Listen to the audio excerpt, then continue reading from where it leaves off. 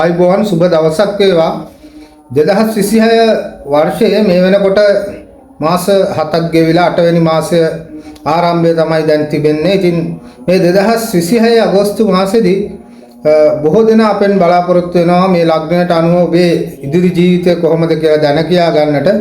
ඉතින් අපි විශේෂයෙන්ම මාසික ලග්න පලාඵල ගෙනීම මදක් ප්‍රමාද කළේ මේ මාසයේ ආරම්භයේ මුල් දින කිහිපය තුලම ග්‍රහමාරු තුනක්ම සිද්ධ වෙනවා. ඉතින් මේ ග්‍රහමාරු කිහිපය අලලලාම මේ වැඩසටහන ගෙන එන්නටයි තීරණය කළේ. ඉතින් මේ වෙනකොට ග්‍රහ ගෝචරය බැලුවොත් සිකුරු ග්‍රහය ලග්නාධිපතිත්වය දරන තුලා ලග්න ඔබේ ලග්නාධිපති ග්‍රහය කන්‍යා රාශිය තුල මේ වෙනකොට නීච ස්වභාවයට පත් වෙලා තිබෙනවා.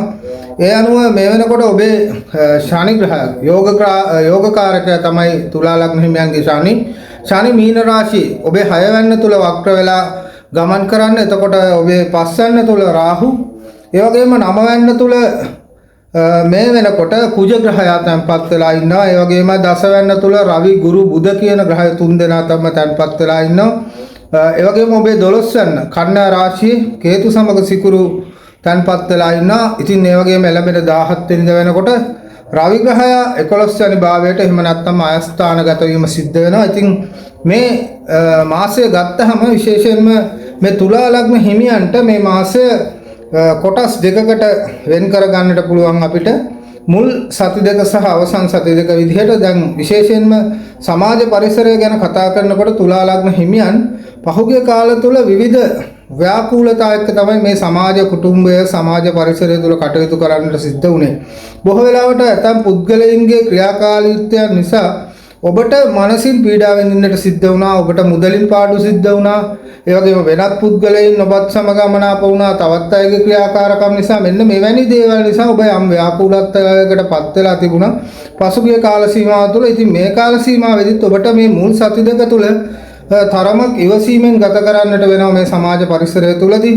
ඒ වගේම ඔබට යම් ආකාරයකින් උසස් පුද්ගලයන් සමග කටයුතු කිරීමේදී ටිකක් කල්පනාකාරී වෙන්නට ඕනේ. ඔවුන්ගේ අවවාද උපදෙස් පිළිපැදීම තමයි කළ යුතු වෙන්නේ. අර ඔබ තනි මතයට වැඩ කරන්නට යාම කියන කාරණාව ටිකක් අමතක කරලා ඉවසීමෙන් සංයමයෙන් කටයුතු කළොත් හොඳයි. බොහොම වෙලාවට නැත්තම් සමීප පුද්ගලයන් ඔබ කෙරෙහි වැරදි මතයන් මතවාද ගොඩනගා ගැනීමේ ප්‍රවණතාවයක් තියෙනවා මේ වෙලාවේදී. ඒ වගේම යම් අමනාපකම් ඇතිවීමේ ඉඩකඩකුත් තියෙන හින්දා මුල් සති දෙක තුල ටිකක් ප්‍රවේශම්කාරීව හැසිරෙන්නට ඕනේ. ඉතින් අනතුරුව මේ Tamanට ඕන විදිහට ඒ කටයුතු කරන්නට කියනවා නෙමෙයි, යම් යහපතක් ඇති වෙන සමාජ පරිසරය තුල ඔබට ඒ පෙර පැවති තත්ත්වයන් දුරු වෙලා යම් සාමකාමීත්වයකින් මනස ව්‍යාකූලත්වයෙන් තොරව ඒ අයගේ උදව් උපකාරات තමන්ගේ ජීවිතයට ලබාගෙන ගමන යන්නට පුළුවන් සුභවාදී පරිසරයක් නිර්මාණය වීමක් සිද්ධ වෙනවා. ඉතින් විශේෂයෙන්ම මේ මුල් සති දෙක තුල ඔබ ප්‍රවේශම්කාරීව හැසිරෙන්නට වග බලා ගන්නට ඕනේ. සමාජය සහ සමීප අය ඇසුරු කිරීමේදී ගැටලු අනවශ්‍ය සංවාද වලට නොගිහිල්ලා වචන ප්‍රවේශයෙන් භාවිතා කරලා ඔවුන්ගේ සිතගේ තේරුම් අරගෙන කටයුතු කරලා අර මනස යහපත්ව සැහැල්ලුව පවත්වා ගැනීම තමයි කළ යුතු වෙන්නේ. ඒ වගේම විශේෂයෙන් මේ කාලය තුල රැකියාව ගැන කතා කළත් රැකියා පරිසරය තුලදී කටයුතු කරද්දී බොහොම ඉවසීම කියන කාරණය ඔබ පවත්වා ගන්නට ඕනේ. වචන භාවිතය අර පෙර කිව්වා වගේම යම් ගැටලු පීඩා මතුවෙන්නට එහෙම නැත්නම් වෙනත් අය විසින් ඔබ ගැටලු පීඩා වලට නතු කර ගන්නට ඉඩ කඩක් තියෙන කාල සීමාවක්. ඉතින් අර කල්පනාකාරීව තමන්ගේ වැඩ කොටස ඉෂ්ට කිරීම තමයි තුලා ලග්න හිමි ඔබ මේ වෙලාවේදී කරන්නට ඕනේ. අනාගතය පිළිබඳව යම් සුභවාදී තත්ත්වයක් නිර්මාණය කර ගන්නට මේ කාල සීමාව තුළ ඔබගේ ක්‍රියාකාරීත්වය හේතු වෙනවා. ඉතින් අර තමන්ට පැවරෙන වගකීම් නිසි විදිහට ඉෂ්ට කරලා ඒ තමන්ගේ කටයුත්ත සාර්ථක කර ගන්නට උත්සාහ කරනවා විනා ඔබ මේ වෙලාවේදී ඒවයින් පරිබාහිරව වැඩ කටයුතු කරන්නට යන්නට එපා. අන් අයගේ වැඩ කටයුතු වලට මැදිහත් වෙන්නට එපා.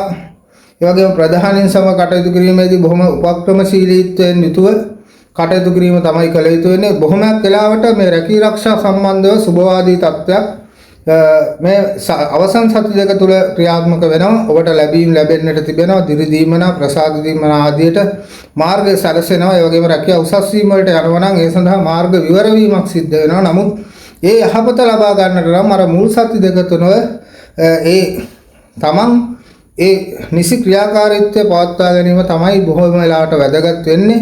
ඉතින් අර කල්පනාවෙන් රැකියාව කරන්නට ඕනේ. අනවශ්‍ය ප්‍රශ්න රැකියාව තුළ ඇති කර නොගෙන කටයුතු කළොත් ඔබට ඊටාම යහපතක් ඇති වෙනවා. අවසන් සති දෙක සහ සැප්තැම්බර් මාසය තුළ ඉතින් විදේශගත වීමට බලාපොරොත්තු වෙමින් ඉන්න තුලා ලග්න හිමියන්ටත් මේ විදේශගත වීම සඳහා ලිපි ලේඛන ආදී බාර දෙන්නට සාමාන්‍යයෙන් මේ 10 දෙවනි සතියෙන් පස්සේ කාල සීමාව තමයි වඩා සුදුසු වෙන්නේ. නැත්නම් මුල් කාල සීමාව තුළ විවිධ වූ ගැටලු වලට පීඩා වලට බාධා වීම වලට ලක් වෙන්නට පුළුවන්. ඉතින් තරමක් ඉවසලා ඒ කටයුතු ප්‍රමාද කරලා කරගත්තොත් ඊටාම යහපත්. ඒ වගේම විදේශගත වෙලා ඉන්න තුලා ලග්න හිමියනොත් බොහෝ දෙනෙක් අපෙන් කේන්දර පරීක්ෂා කර ගැනීමේදී විමසීම් කරා ඔවුන්ගේ රැකියාවල තත්ත්වය පිළිබඳව. ඉතින් පෙර පැවති පීඩා බොහොමයක් සමනය වීමක් සිද්ධ වෙනවා ඉදිරි කාලයේදී. ඉතින් ඉවසීම අවශ්‍ය වෙනවා ඒ කාල සීමාව ඔබට ළඟා වෙනතුරු. ශික්ෂණයක් අතුව වැඩ කටයුතු කරන්නට කියලා තමයි කියන්නට තියෙන්නේ.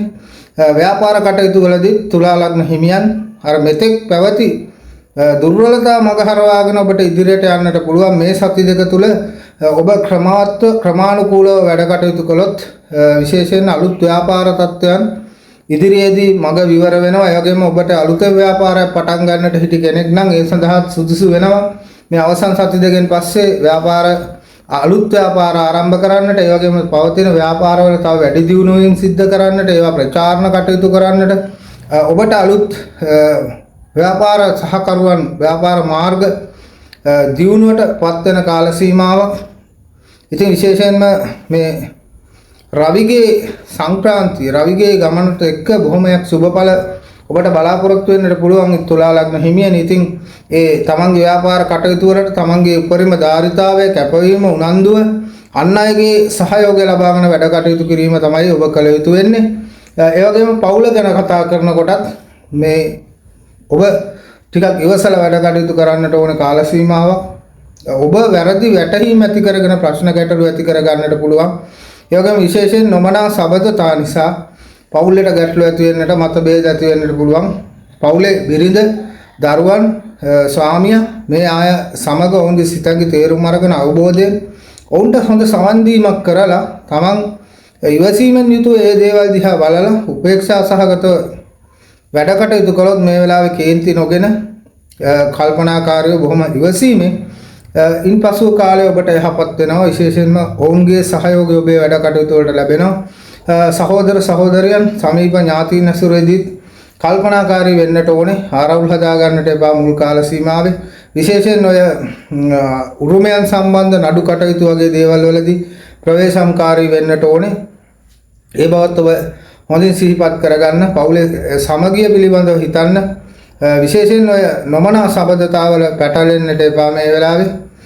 ඒ සබඳතා නිසා ඔබට වෙන්නේ නිന്ദා පහස වගේ දේවල් විඳින්න, පවුලේ ප්‍රශ්න ඇති කරගන්න. ඉතින් එය සැබෑ යථාර්ථවාදී තත්ත්වයන් තුලත් මේ බොහොමයක් ගැටලු වලට මඟ පාදන තැනක් නිසා තුලා ලග්න හිමි ඔබ කල්පනාකාරීවම වැඩ කටයුතු කරන්නට ඕනේ මේ කාල සීමාව තුලදී. ඒ වගේම පවුලේ අය වෙනුවෙන් ටිකක් වෙහෙස මහන්සි වෙන්නට වෙන කාලයක්. දුවා දරුවන් ගැන නිසි අවධානයකින් ඉන්න. ඒ වගේම පවුලේ රෝගී තත්ත්වයන් නිසා ඔබට වෙහෙස මහන්සි වෙන්නට සිද්ධ වීම ඉඩකඩක් තියෙනවා.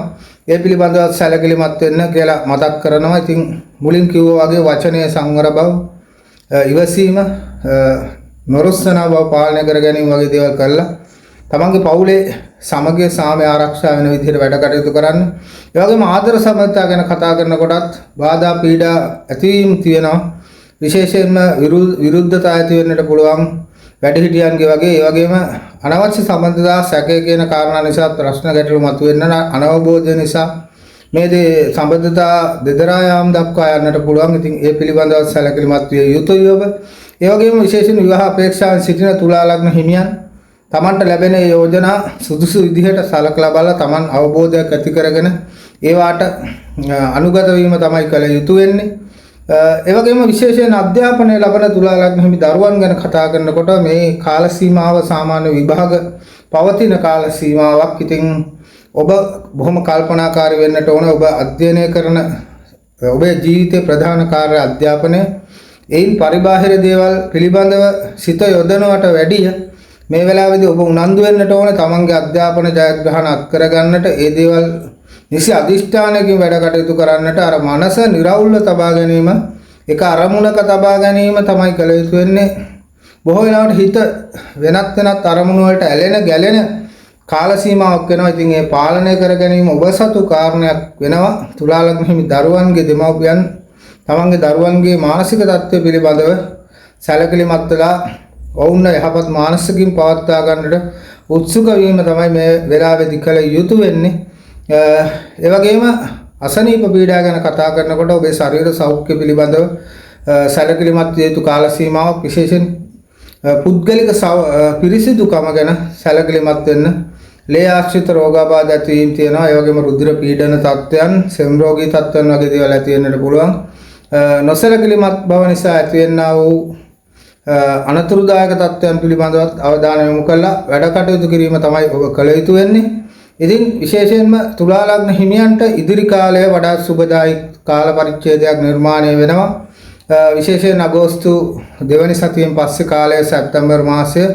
ඉතින් ඔබ සැලකිලිමත් වෙලා වර්තමානය යහපත් කරගෙන තමන් ඒ ගැටලු ඇතිතැන් නිවැරදිව තේරුම් ගැනීම කළ යුතු වෙන්නේ. අපිට සාම්ප්‍රදායික ලග්න පලාඵලයක් ඔබට ගෙන එන්නට තිබුණා. බොහොමයක් සුබඵල කියලා මෙන්න මේ යෝගයන් තියෙනවා. මේ යෝගයන් තුල මෙවැනි ධන ලාභ ලොතරැයි ලාභ ලැබෙනවා කියලා. නමුත් ඇත්ත යථාර්ථය තේරුම් ගන්නට ඕනේ.